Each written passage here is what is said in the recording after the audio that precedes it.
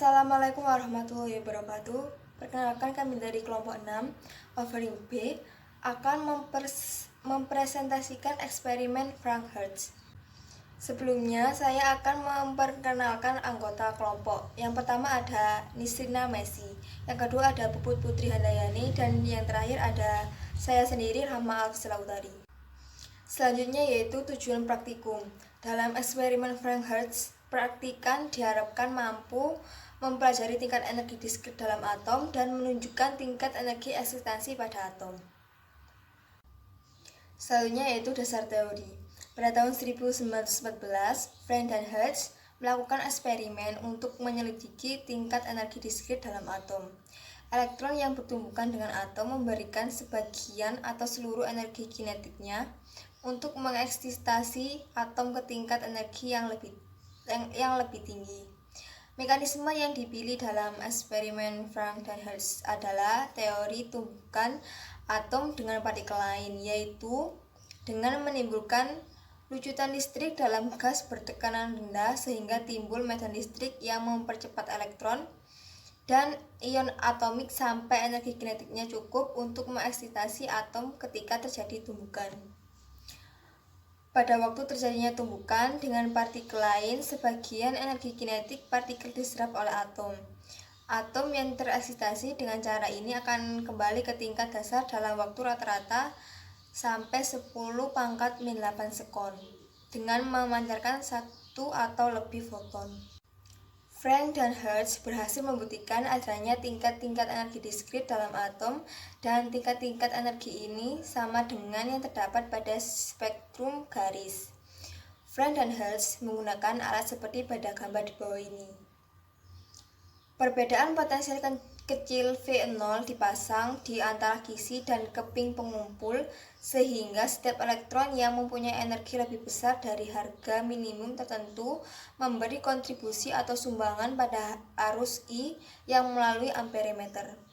Kemampuan elektron untuk melewati grid dan mencapai anoda dipengaruhi oleh 3 faktor, yaitu potensial pemercepat, potensial pelawan, dan keadaan tumbukan antara molekul-molekul gas dalam tabung. Berikut alat dan bahan yang dibutuhkan dalam praktikum ini. Yang pertama yaitu alat lengkap. Alat dan bahan yang digunakan pada praktikum ini yaitu setup Frank Hertz yang digunakan untuk menentukan arus dan tegangan pemercepat. Berikut adalah desain percobaan. Lihat panel alat Frank Hertz pada gambar berikut. Selanjutnya yaitu prosedur percobaan. Yang pertama, atur switch power 1 pada posisi off, switch 9 pada posisi menu, switch 10 pada posisi internal, dan switch 11 pada posisi meter. Putar semua tombol pada posisi minimum, yaitu dengan cara memutar berlawanan arah dengan perputaran arah jarum jam.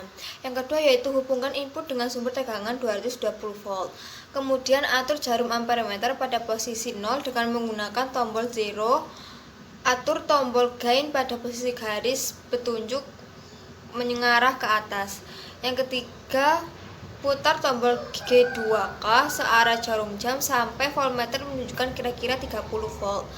Yang keempat, putar tombol pemanas sampai garis penunjuk mengarah ke atas dan tunggu kira-kira 1-2 menit. Yang kelima, putar tombol G1K sampai amperimeter menunjukkan adanya arus dan putar tombol G2B sampai menunjukkan adanya pengaruh pada jarum amperimeter. Atur G1K dan G2B sedemikian sehingga bila G2K diputar ke arah maksimum, amperimeter tidak melebihi batas maksimum. Yang keenam, atur tombol 0 agar menunjukkan 0 pada saat G2K minimum.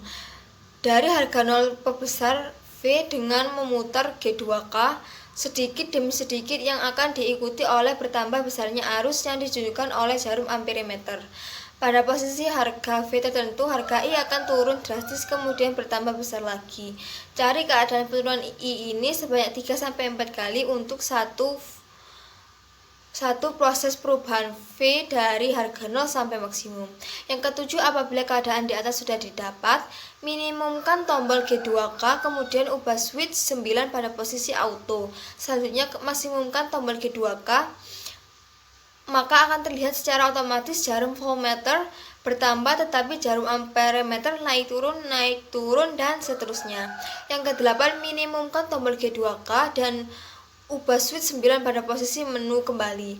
Yang ke-9, lakukan secara manual pengukuran V dan I dengan memutar tombol G2K sedikit demi sedikit. Yang ke-10 atau yang terakhir yaitu lakukan pelaksanaan nomor 5 sampai 9 pada kondisi yang lain dengan mengatur tombol G1K dan G2P yang berbeda. Perhatian, setiap mengubah switch 9 dari posisi menu ke auto atau sebaliknya, tombol G2K harus pada posisi minimum. Yang kedua yaitu setiap saat hendaknya diatur posisi 0 pada amperemeter. Selanjutnya akan dijelaskan oleh rekan saya. Baik, terima kasih atas kesempatannya. Yang selanjutnya adalah data pengamatan. Nah, seperti yang kita lihat pada tabel 1 data pengamatan, ini adalah data yang kami dapatkan pada saat mengambil data di video. Dan didapatkan image-nya untuk titik pertama itu adalah 20 volt pada titik 20 volt dan dengan arusnya adalah 48 ampere. Lalu iminnya didapatkan pada 24 volt dengan arusnya adalah 36. Terus pada titik kedua itu kami mendapatkan image-nya pada titik ke 36 volt, mohon maaf, dan dengan arus 86 ampere dan juga iminnya didapatkan dari 40 volt dengan arusnya adalah 64 ampere. Baik, selanjutnya adalah analis data. Didapatkan pada titik minimum pertama, tegangan eksitasinya adalah 24 volt, terus energi eksitasinya adalah 38,4 kali 10 pangkat min 19 joule, dan diperoleh panjang gelombang sebesar 5,2 plus minus 0,14 dikali 10 pangkat min 8 meter dengan relatif sebesar 2,69%. Dan pada titik minimum kedua, tegangan eksitasinya didapatkan adalah 40 volt dan energi eksitasinya adalah 64 kali 10 pangkat min 19 joule dan diperoleh panjang gelombang sebesar 3,1 kurang plus minus 0,052 di 10 pangkat min 8 meter dengan relatif sebesar 1,69%. Dan kesimpulan dalam eksperimen ini adalah dalam eksperimen Frank-Hertz bertujuan untuk mempelajari tingkat energi diskrit dalam atom dan tingkat energi eksitasi pada atom. Nah, percobaan ini dilakukan dengan alat percobaan Frank-Hertz. Nah, prinsip kerja dari percobaan ini adalah ketika suatu elektron dipanaskan dengan filamen pemanas, maka elektron-elektron akan meninggalkan. Nah, semua elektron kemudian dipercepat mengisi oleh beda potensial yang telah diatur. Nah, dalam percobaan ini ditemukan energi elektron bersifat distrik. Energi yang diserap ketika elektron berpindah-pindah pada bagian kulit disebut foton. Dan energi yang dibawa oleh foton ini akan bersifat diskrit atau catu. Apabila atom menyerap energi ini digunakan elektron untuk berpindah dari kulit tingkat energi rendah ke tingkat yang lebih tinggi. Nah, pada saat elektron kembali pada posisi semula, maka akan dipancarkan energi dengan besar yang sebanding. Lalu kesimpulan yang kedua adalah energi eksitasi adalah hasil perkalian antara muatan elektron dengan tegangan saat arus minimum, yaitu E sama dengan EV. Nah, energi ini digunakan untuk bereksitasi ke tingkat energi yang lebih tinggi pada tegangan tertentu, dan kemudian tereksitasi kembali dengan memancarkan foton yang memiliki panjang gelombang. Nah, diperoleh tingkat energi eksitasi pada titik minimum sebesar 38,4 kali 10 pangkat min 19 joule, dan energi eksitasi pada titik minimum kedua sebesar 64 kali 10 pangkat min 19 joule. Lalu tugas yang pertama, gambarkan grafik hubungan V terhadap I. Nah, dan kami mendapatkan grafik hubungannya sebagai berikut dengan Y sebesar 1,8147X plus 2,8182. Lalu yang kedua, tugasnya adalah menentukan besarnya tegangan terjadi eksitasi penurunan I secara drastis energi eksitasi, dan panjang gelombang yang dihasilkan. Nah, pada titik minimum pertama, tegangan eksitasinya adalah 24 volt, dan ini sudah kami cantumkan sebelumnya di analisis data, yaitu bagian pembahasan. Lalu energi eksitasinya adalah 38,4 kali 10 pangkat minus 6 joule. Lalu diperoleh panjang gelombang sebesar 5,2 plus minus 0,14 dikali 10 pangkat minus 8 meter dengan relatif sebesar 2,69%. Lalu pada titik minimum kedua, kami menemukan tegangan eksitasinya adalah 40 volt dengan energi eksitasinya itu adalah 64 kali 10 pangkat minus 19 joule dan diberi panjang gelombang sebesar 3,1 plus minus 0,052 kali 10 pangkat minus 8 meter dengan relatif sebesar 1,67. Baik, selanjutnya akan dilanjutkan oleh teman saya, Puput Putri Handayani. Silakan, Puput. Tugas nomor 3, jelaskan secara fisis sehingga dapat terjadi grafik hubungan 1 sampai 4 seperti yang ditunjukkan pada percobaan Frank-Hertz di atas. Jawabannya, setelah mempelajari serta menganalisis percobaan Frank-Hertz, diperoleh bahwa pada grafik hubungan antara tegangan V dengan kuat arus I, terdapat penurunan arus secara drastis ketika suatu atom berada dalam keadaan tereksitasi. Elektron yang terdapat pada atom bergerak dari katoda ke anoda. Ketika elektron bergerak, maka terjadi tumbukan dengan atom-atom dari suatu unsur gas lain. Elektron yang bertumbukan akan memberikan sebagian atau seluruh energinya pada atom, sehingga tumbukan ini dinamakan tumbukan tidak lenting sama sekali.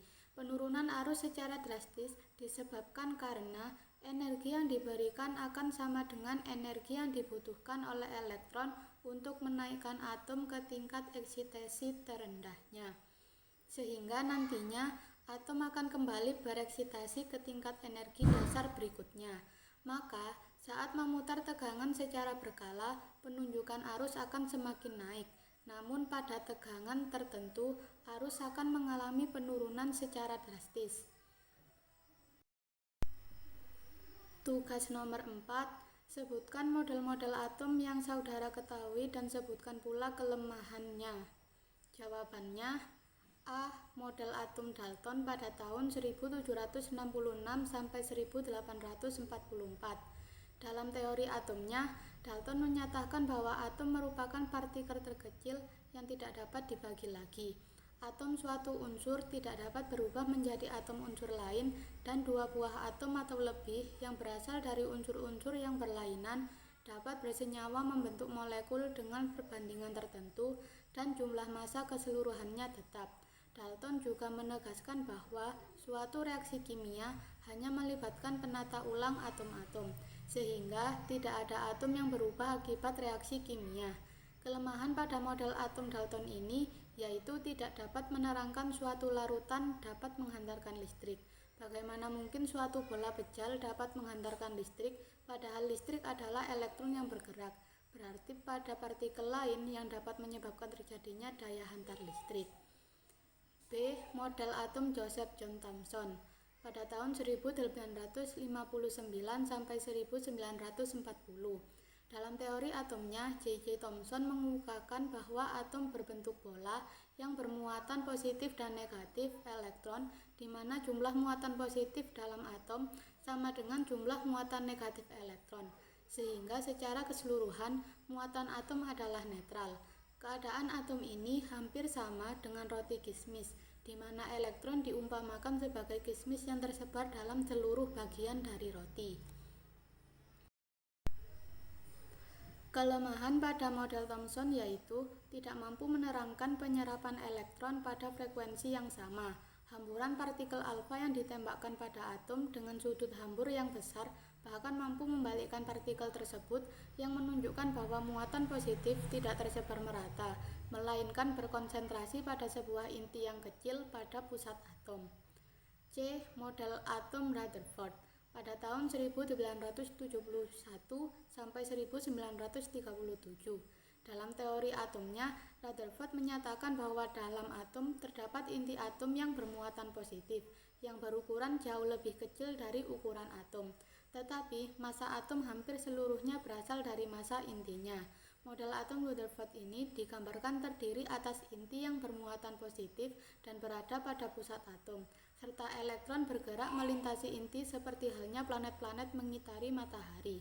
Kelemahan model atom Rutherford adalah tidak mampu menjelaskan mengapa elektron tidak jatuh ke inti atom akibat gaya tarik inti terhadap elektron.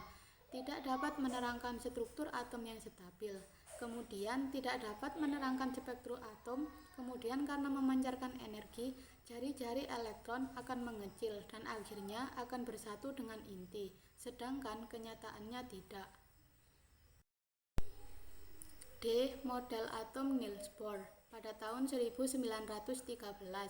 Postulat Bohr untuk model atom barunya adalah sebagai berikut. Pertama, atom hidrogen terdiri dari sebuah elektron yang bergerak dalam suatu lintas edar berupa lingkaran yang melilingi inti. Yang kedua, lintas edar elektron dalam atom hidrogen yang mantap hanyalah yang mempunyai harga momentum sudut L yang merupakan kelipatan bilangan bulat dari tetapan Planck dibagi 2pi. Yang ketiga, dalam lintas edar yang mantap, elektron yang mengelilingi inti atom tidak memancarkan energi elektromagnetik. Yang keempat, energi elektromagnetik dipancarkan oleh sistem atom apabila suatu elektron yang melintasi orbit mantap dengan energi secara taksinambung berpindah ke suatu orbit mantap lainnya berenergi. Kelemahan model atom Bohr ini yaitu hanya dapat menerangkan spektrum dari atom yang mengandung satu elektron dan tidak sesuai dengan spektrum atom berelektron banyak. Selain itu, tidak dapat menghitung intensitas garis spektrum dan tidak dapat menerangkan atom dapat membentuk molekul melalui ikatan kimia. Sekian presentasi dari kelompok kami mengenai eksperimen Frank Hertz. Mohon maaf apabila ada kesalahan. Wassalamualaikum warahmatullahi wabarakatuh.